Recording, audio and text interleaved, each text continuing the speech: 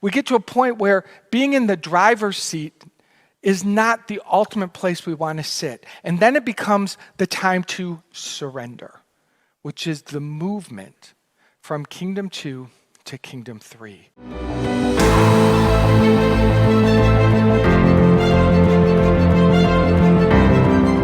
We are in a conversation of talking about the four kingdoms of consciousness.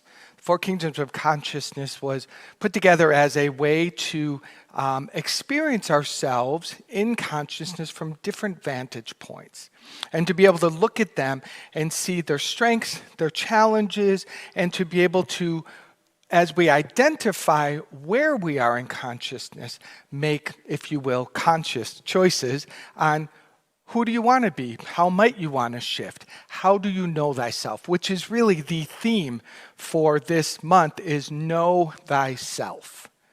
And that is a very spiritual thing to do. And this is the format, if you will, in which we're going to look at knowing ourselves.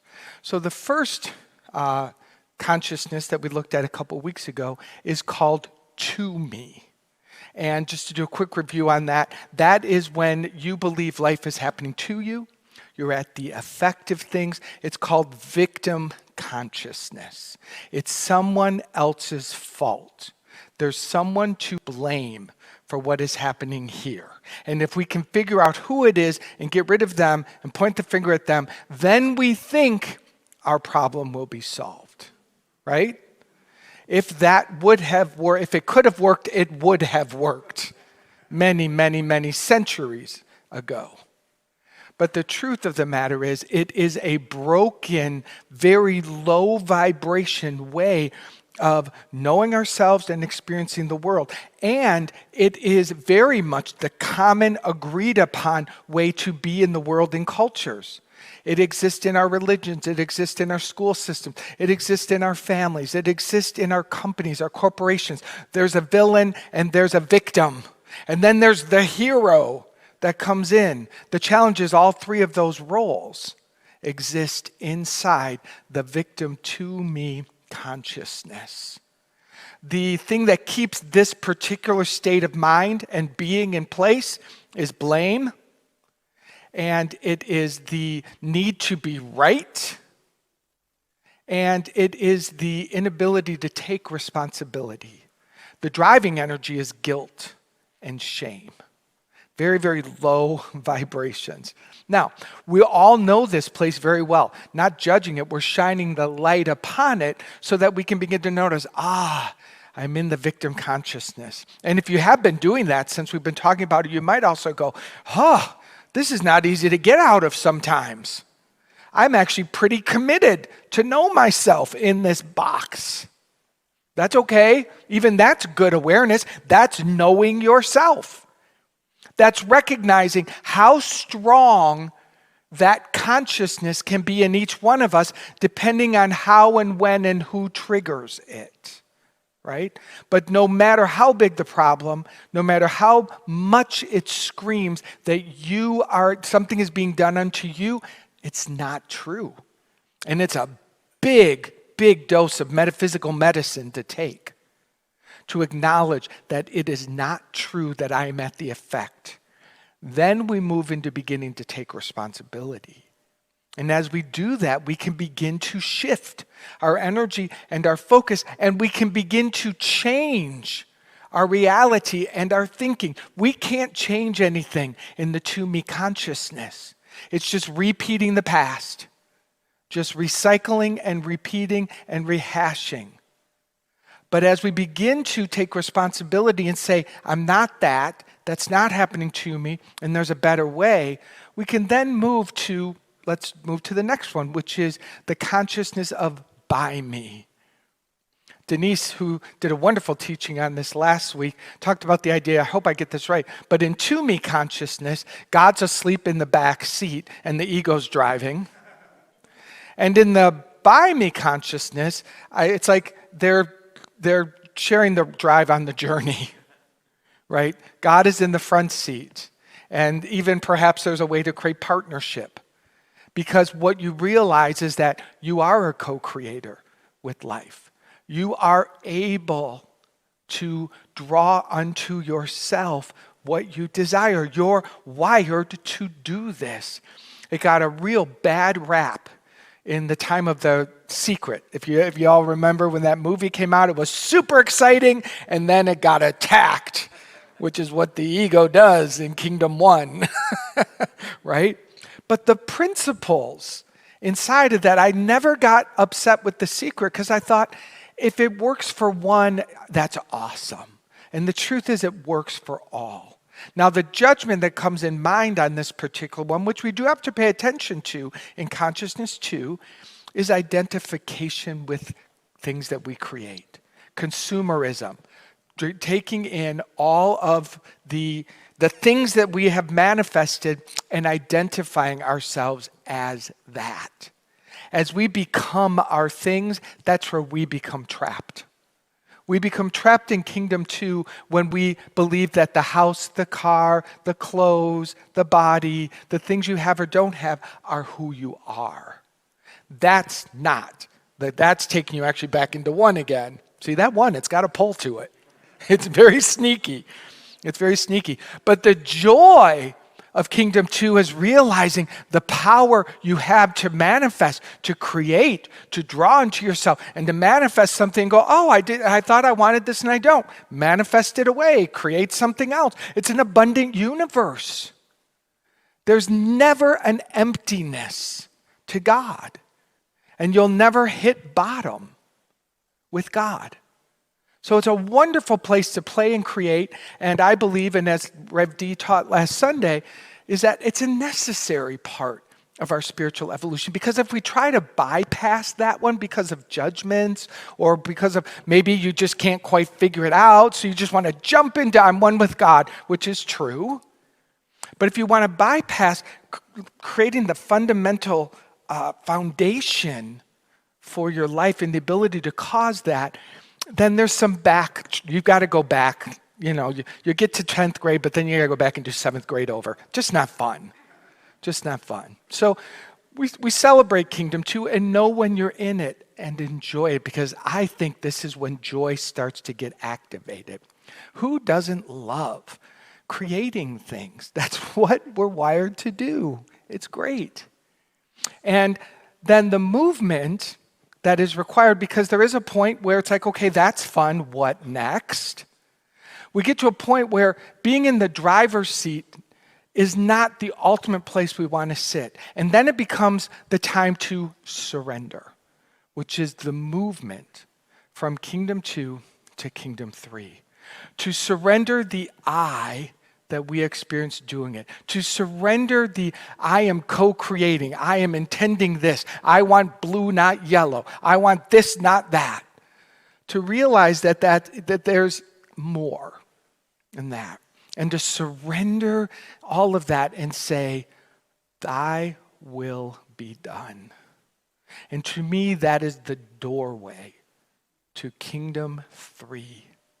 When you begin to know that the will of God, a flow of goodness inside of you as you, knows where to go, it knows how to draw into itself, and it's going to feel even better. Suddenly, you're less concerned about where you're doing it or who's watching or how you're doing it. You're more concerned about the experience of being it. It's also known as the channel. When you become the channel for the flow of spirit. There's lots and lots of ways that you have this in your life. We all are uniquely wired to have an experience of being the flow, being in the flow. And what's beautiful about this, there's no past. You can't be in the past and in the flow. There's not even a future. You can't imagine where you're going and be in the flow. It's that magical, I am here, nothing else is happening, and you're all consumed. It's kind of a timelessness to it. You're not watching the clock. You're not paying attention to when will this be done. If you're in the when will this be done, you might not be totally in the flow of it, right? I want to show you some physical examples of what the flow looks like. So first of all, put something that we're very familiar with. Maybe? Anything? There we go. Music. We all relate to the joy of music, right? We love music because one of the components is the musician very often is being a channel. And so music becomes art. Music becomes something that moves our soul. But why did it move our soul? Not because of the notes, not because the way the notes are put together to make it a little ditty, but because of the spirit that's inside of it and in back of it that makes you go, oh. You feel it because the musician is being it.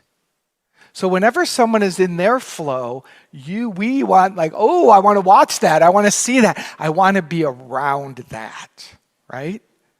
Another example of that is painting. Of course, I think we've got lots of painters down here. It's such a joyous thing. And it's, again, what moves a picture to a piece of art.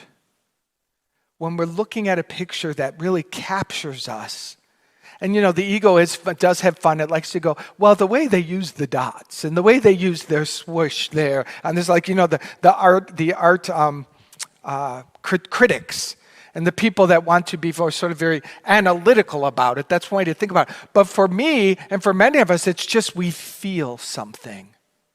Something stirs in us because the artist was I believe, the artist was in a through me experience when they were painting. And that is life. And that life energy remains in the painting. So you're not looking at just a dead canvas with paint on it. You're feeling something that's alive in there. Isn't that amazing? It's through me. What are some other ideas we've got? Surgeons, doctors, nurses, people who are doing any kind of craft that they've given many, many years of their study to and their expertise, where their full focus is required to be successful. We also have parenting. Couldn't leave them out. I have no doubt they're in a joyous through me experience where something becomes larger and more important than yourself, right? What else do we have? Oh, this one is I saw this picture, I had to grab it. I think hospice workers, people who sit with people who are chaplains, or people whose calling is to be with someone either through an illness or through the time of letting go of the body.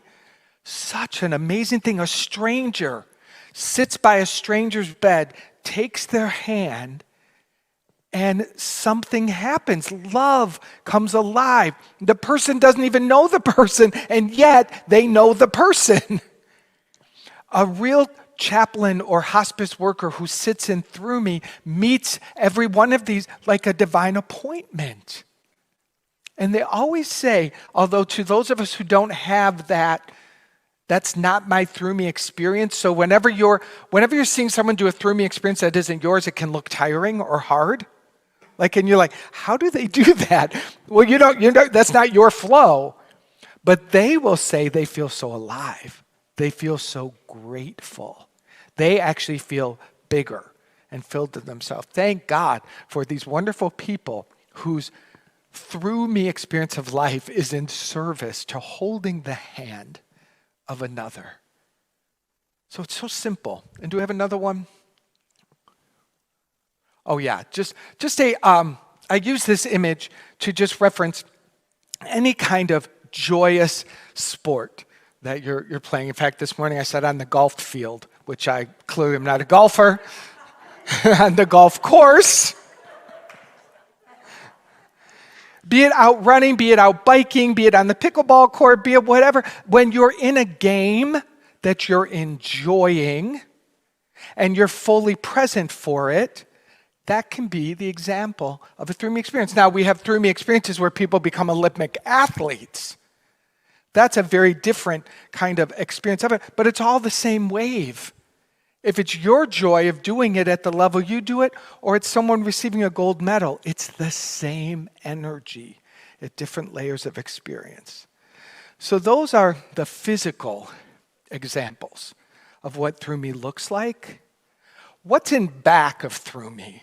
What is required to be there? And I said surrender gets us there, but what keeps us there is trust. We must trust, learn to trust that it is God that's sustaining us and that we won't be left out of the cold. It's God moving through us to that which is wanting to be created. And we trust it so fully that it can't do anything else. I have a dear friend, a mentor friend of mine. I just love him. I really know him as quite an awakened soul. And I had the blessing of spending 5 or 6 years of just being a friend with him and him mentoring me in my life. And he is also a teacher of this idea. And it was a January up in Chicago, beginning of the year, like New Year's weekend. And we were taking a winter walk through Lincoln Park. I know you guys probably can't even imagine that. But we had our parkas on and we were walking in the beautiful winter, the beautiful snow. And he said to me that he was making a commitment this year. I don't remember what year it was because I don't think backwards well. But he said, I'm only going to make my living in the THRU ME consciousness. I'm done taking jobs in the lower vibrations. I'm not doing it. I'm just saying no. And this guy, he's very prayerful, he's very conscious, and if he says like he's going to do something, he's spent months preparing himself for it. So these are not light words. I immediately know that what he's speaking is true. I'm like, that's amazing. It really was amazing. So fast forward through the year, and maybe November, October, we were talking, and I said, and we hadn't talked about this in a while, I said, how did your THRU ME year go? How was this for you? Did you do it? Were you able to stick with it? And he said, absolutely. He only did THRU ME ways of being in the world and ways of generating his life. I said, how did it go? He said, I made an extra $700,000 this year. I'm serious. I'm serious. I don't want to make it about the money, but I kind of want to make it about the money. That is a true story. Now, again, this is someone whose consciousness has been building and working, and it wasn't a 0 to 100. It was a real, like, this is my next step, and I'm ready to prove this in my own life. It's such a great example story because wherever we are, if we will take 2 feet into THRU ME consciousness, whatever that is for you, you too will begin to expand. You can't help but to attract unto you opportunities, people that you never knew before. Things will appear that are amazing. Absolutely amazing. One of my best new friends, some of you may know him, his name is Aaron. We met 10 months ago. 10 months ago, and we've got this like amazing body of work that we're enjoying creating. I didn't know this person before 10 months ago. But we came together, I believe, because we love each other's THRU ME. And then that dances, your THRU ME dancing with someone else's THRU ME is wonderful. It truly is. And I do want to call out, by the way, I want to add one more important component to this, which is if your THRU ME is like the details, the accountant, the numbers, the I crossed, or the I dotted, the T crossed, I can't even say it right. If your THRU ME is the details, God love you, we need you. That's a wonderful gift that you bring to the world, and it is not minimal. Because if those aren't there, then nothing actually gets the chance to fly. So every person, and I really believe that if the world were living in a THRU ME experience where everyone just was busy enjoying their experience of it, the gem we're sharing, the puzzle pieces would come together. I don't know how to do that. Oh, you know how to do that? Awesome. Like things would click together. And the experience would be in the overflow. because it's who we are. But when we find ourselves struggling in the lower vibrational consciousness, and we spend time there, more time than in Through Me, that's where we get in trouble. So Charles Fillmore said, I didn't say this earlier, he says, I refuse to be anxious about tomorrow or even the next minute. I know that God does provide for the fulfillment of God's divine idea, and I am that divine idea. This is the consciousness. That quote will put you in the center of Through Me, and it will flow. It truly will. My invitation to you is to practice your Through Me. A minute a day. You don't need to attach it to anything. Just what brings you joy. And don't walk around going, I don't know what my Through Me is. Don't do that to yourself. Don't do that. What makes you happy? For me, it's dancing. For me, I need to dance at least a minute a day. That's all I need to do. And that activates a flow of joy and energy for me that is just, I'm wired for it. I'm absolutely wired for it. And it just turn on the music, I move my body, I'm like, okay, what's next? You've got your version of that. And by the way, it doesn't exclude being. The third, I'm talking about a lot of doing. I want to back up a step and say the third consciousness of Through Me also is the being. So you may be the one that says, my being is going to watch the sunset. My being is just relaxing and taking some time, maybe journaling some thoughts. Like we're not looking for big waves. We're looking for your experience of it. Wherever you are, as you are. It might become a big wave. I don't know. It doesn't matter. Because this is what I know. When you're in your Through Me consciousness, everyone's being blessed. Your family's getting better. The problems that you think are important begin to dissolve and solutions start to come. When you're in the Through Me experience, I really do believe that the world is becoming a better place. I really do. Those are not just words. When you are in your Through Me, the world is being blessed. And if we get enough Through Me activated people, the consciousness begins to lift. Yes? Let's move this into prayer. Take a deep breath. If it's comfortable for our chaplains or ministers to stand, you can do that, or you can remain seated, whatever's good for you.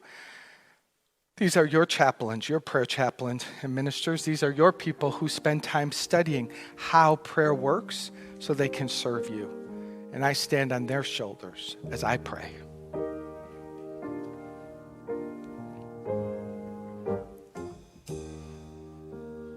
Find myself in times of trouble, Mother Mary comes to me, speaking words of wisdom, let it be. And in my hour of darkness, she is standing right in front of me, speaking words of wisdom, let it be. Let it be, let it be, let it be, let it be. Whisper words of wisdom, let it be. Take a deep breath again. Let it be is the third consciousness, is the Through Me consciousness. Let it be, let it be. Let the gifts of God's love be that which flows through me. Let the natural talents and joys and creative expression that live within me, let them be enlivened and activated in this wonderful flow. Let us be the conduits of healing, of truth, of love, of possibility. Let us surrender that victim to me consciousness. Let it just dissolve as we let ourselves awaken and open to the flow. I am that. I am that love. I am that vessel. I am those solutions. I am the way. I am the knowing. I am the revelation of God's love. I am the freedom. I am the joy. I am the wholeness. I am that which I am and was and always will be. There's nothing else happening except this divine power, this presence, this truth. I am that. I am that. I am that. Take a breath. Let it be, let it be, let it be, let it be. Whisper words of wisdom, let it be, let it be. Sing along. Let it be, let it be, let it be. Whisper words of wisdom, let it be. Let it be, let it be, let it be, let it be. Whisper words of wisdom, let it be. We take a deep breath as we give great gratitude for the fulfillment of the prayer of this consciousness that has been created. We are blessed. We are that. It is so good. And so it is. Amen. Amen. Thank you. Thank you.